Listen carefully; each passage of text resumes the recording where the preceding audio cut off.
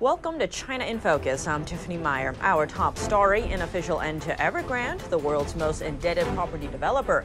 A court ordering the company to sell its assets to pay off a mountain of debt. What does the move mean for global investors?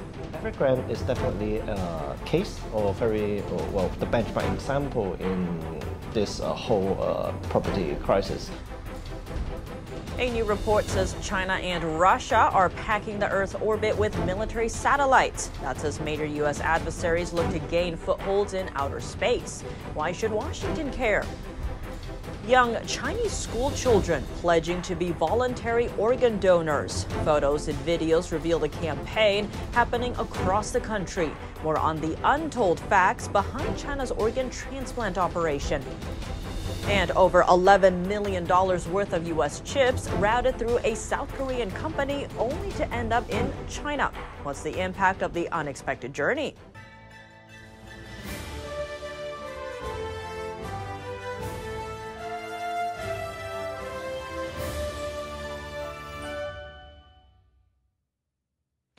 A death sentence for the world's most indebted real estate developer, Evergrande. A Hong Kong court ordering the company to close its doors Monday so that it can sell assets to pay off its massive debt, a whopping $300 billion. This after the company failed to restructure its debt. Now the world is watching if creditors can get their money back. What happens next could impact global investors' confidence in China, plus how much money that could enter or leave the country. That's because China's politics could get in the way. The court that ordered Evergrande to sell its assets is based in Hong Kong. But if creditors try to claim Evergrande's assets in mainland China, authorities could block them if they choose.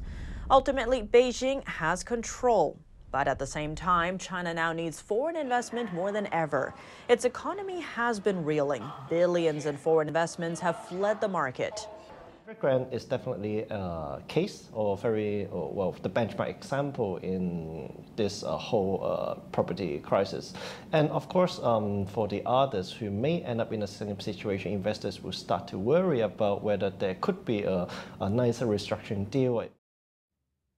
Evergrande's demise would have major implications for other Chinese property companies. There are a dozen of them that are restructuring their debt, and their investors make up some of the world's biggest, including companies that take care of American pension funds. The court has appointed a consulting firm to clean up the mess. They would sell Evergrande's assets to pay off its debt, a process called liquidation. In a statement, they said the liquidation wouldn't have a direct impact on Evergrande's subsidiaries in mainland China. It's quite likely that Evergrande will be broken down into a much smaller company if it still survives in the future. So, or maybe it's not the end of the world for the macroeconomy, but I still think on the corporate level, it can be quite painful. The news sent Evergrande's shares tumbling 20%. Evergrande was once China's biggest real estate developer. Its default in 2021 marked a crisis moment for China's real estate sector, an industry that accounts for a quarter of China's economy. Over 50 developers have since followed suit, and thousands lost their jobs. Once a growth engine, the sector is dragging China's economy downward. Evergrande's massive operation stretches across hundreds of cities in China. Breaking apart the giant could take years. Evergrande now stands as the symbol of China's real estate crisis, and it's been sentenced to death by a Hong Kong court. To take a closer look at the decision's impact, we spoke to Corr, publisher of the Journal of Political Risk. He's also the principal of Corr Analytics. Corr, thank you so much for joining us. Great to have you back on the show. Thank you. Now, a Hong Kong court has ordered Chinese real estate developer Evergrande to liquidate. Now, that's after it failed to restructure $300 billion in debt. Now, to begin, given that this is a Hong Kong court, will Chinese courts allow that decision to go through? That's a great question. I think that some of the reactions that the lawyers are having in terms of saying that the ruling only applies to the parent company, the so-called parent company of Evergrande, as opposed to subsidiaries in China, should be a red flag for all of us that it may be that Evergrande is trying to protect 90% of its assets, which are in mainland China, from liquidation, which would be a huge blow to creditors both in China and internationally.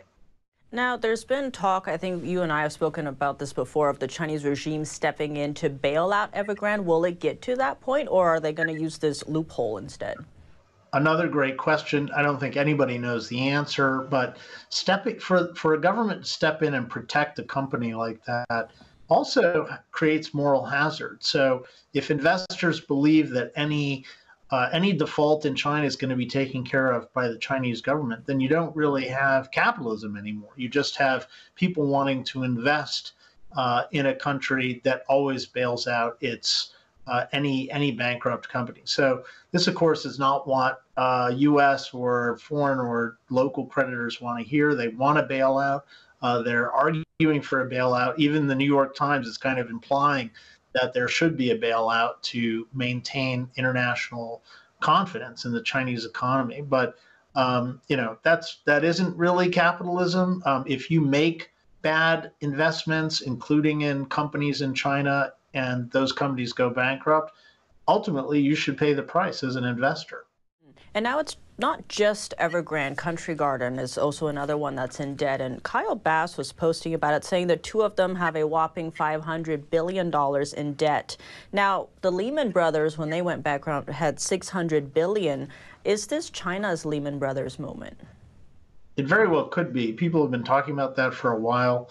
The whole financial sector is destabilized right now. The stock market is tanking.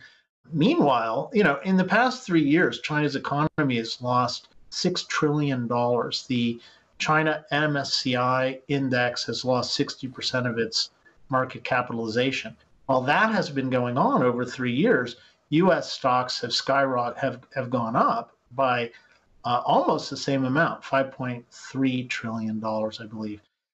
Now, I want to zoom in on the terminology here. On the note of liquidation, when it comes to Evergrande, what does that mean? Is that the end of Evergrande? Well, it's definitely the end of the Evergrande parent company, as the Evergrande lawyers have said. But it may continue through its subsidiaries on mainland China. And that I think, is the big question and what we'll see. But normally it would be the liquidation of a company and all of its subsidiaries. You wouldn't have protected subsidiaries that are protected from investors somehow, unless that was somehow, in advance. But I don't agree contractually in advance. But I don't think that's the case. I think these creditors are probably owed all of the assets that Evergrande has. However, Evergrande, according to the Times, Evergrande doesn't really have that many assets anymore. And what assets it does have are tied up politically in China. And what will be the likely impact on China's economy, given the other issues we're seeing with, say, high youth unemployment, local government debt, deflation, or is it too early to tell? I think it'll definitely have a negative impact on the economy. It's a perfect storm at this point. There's just so much bad news coming from China. And you can really tie it all back to its communist ideology. Communism doesn't really, it's like oil and water. Communism and capitalism just don't go well together. There was a lot of hope that maybe China would open up, that it would liberalize its economy. Under Xi Jinping, I think that's being very, very clear that it's not happening. Anders Corr, thank you so much for your time. Thank you. 3 U.S. soldiers are dead after a drone attack near the Jordan-Syria border over the weekend. Officials say dozens of other service members were injured. President Joe Biden says the U.S. will respond. It's the first time U.S. troops have died by enemy hands in the region since the Gaza war began. Officials say militants appear to have launched the attack from Syria. But that's not the country getting the blame. We've been attacked more than 100 times across the Middle East in recent months, and we know it's coming from Iran. You got to remember that Iran is connected to not only Russia, but also China and other nations. Iran provides political and military support to several terrorist groups like Hamas and the Islamic Jihad.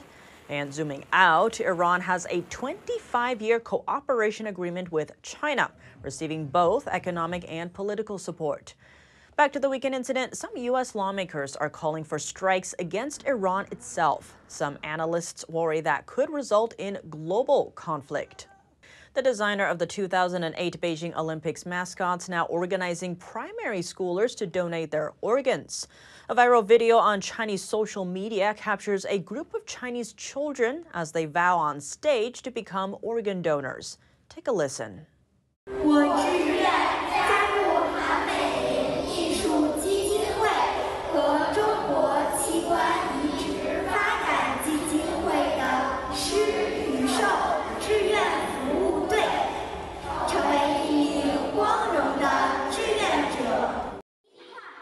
The event is part of a collaboration between the China Organ Transplantation Development Foundation and Hang Meiling Foundation.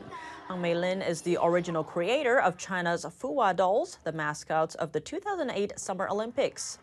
Back to the students, the video isn't an isolated case, with other images showing students vowing to be organ donors across China. Other reports have also revealed that China's high school English textbooks promote a similar idea, that students over 18 years old are able to sign organ donation agreements without their guardian's permission. What's more, last December, Beijing passed a new law on organ donation and transplantation. It takes effect in 4 months and will allow the country to perform more transplant surgeries. Experts say the act is a cover-up of massive numbers of illegal organ transplantations. Human rights organizations have for years pointed to the Chinese regime's underground live organ harvesting practice. They say it's used to persecute dissidents and faith groups, including practitioners of Falun Gong. The China Tribunal judgment in 2020 stated that Falun Gong practitioners have been one and probably the main source of China's organ supply. Falun Gong is a spiritual meditation practice based on the principles of truthfulness, compassion, and tolerance. Switching gears to space, both China and Russia have been secretly packing the Earth's orbit with dual-use satellites. That's according to a new report by the U.S. Space Force. Let's take a look. The report says some of the regime's space technologies could be leveraged as weapons to, quote, deny, disrupt, or destroy satellites and space services. And there are several examples. One kind of Chinese satellite dragged a wasted navigation aircraft into a junk orbit 2 years ago. Another is a satellite equipped with a giant robotic arm, which could be used to grab other spacecrafts. What's more, Beijing is reportedly developing ground-based laser systems capable of not only blinding, but also damaging U.S. satellite sensors. The report mentions that the regime currently operates more than 300 remote sensing satellites, which give its military a bird's-eye view of U.S. aircraft carriers. Space dominance has long been a battleground between Beijing and Washington. Other bodies in space, like asteroids, moons, or planets, could provide nations with resources and strategic advantages. South Korea has busted a major chip smuggling scheme, catching 53,000 banned U.S. chips valued at over $11 million. These crucial chips were being secretly sent from South Korea to China. Behind it all was a South Korean company, identified only as Company A. Over the past 3 years, the company legally imported U.S.-made chips to South Korea, then smuggled some of them by air into China across nearly 150 trips, simply by evading customs declarations. These chips have been under U.S. export restrictions since 2020 due to their potential use in weapons of mass destruction. Prosecutors have charged all executives at the company for the crime. The U.S. has been seeking export curbs to keep American chips from strengthening China's military. China is loosening regulations to spur AI tech development in an effort to catch up with the U.S. Authorities approving over 40 AI models for public use. That technology could be used to train services similar to ChatGPT. Chinese companies have been rushing to develop AI products after seeing ChatGPT's success, but Beijing has been careful about keeping development under its control. Last August, Beijing said companies that want to open their AI service to the public have to get approval from authorities. Next, we'd like to take a moment to share some of your comments about our last show. Many viewers expressed their support for the UK pianist who played at a London train station and faced a pro-China group. Eye of the Beholder says God bless the freedom piano and the pianist too for standing up for Western values. And James Gerard says this is bigger than protecting the arts. This is protection of free speech. Don't forget to tell us what you think of today's show, or if you have an idea for something you'd like to see us cover. Send us an email at chinainfocus@ntd.com. That's all for today's China in Focus on YouTube. We're now sharing a shortened version of our program here after being demonetized for more than 2 years. If you'd like to support us, consider donating. Find us at donorbox.org/China-in-focus or subscribe to our partner platform, Epic TV, where you can watch our full episodes. Here's what to look out for in our second half. The U.S. and China are headed back to the discussion table. Officials from both sides will meet for talks to crack down on the supply chain of a deadly drug, fentanyl. China's plan to replace Beijing facing major hurdles. What does the future hold for the $85 billion plan? And as China buys up American farmland, much of the regime's purchase data remains in the dark. What's behind the slow reaction? More on that after the break here on China in Focus. Thanks for watching China in Focus. I'm Tiffany Meyer. See you tomorrow.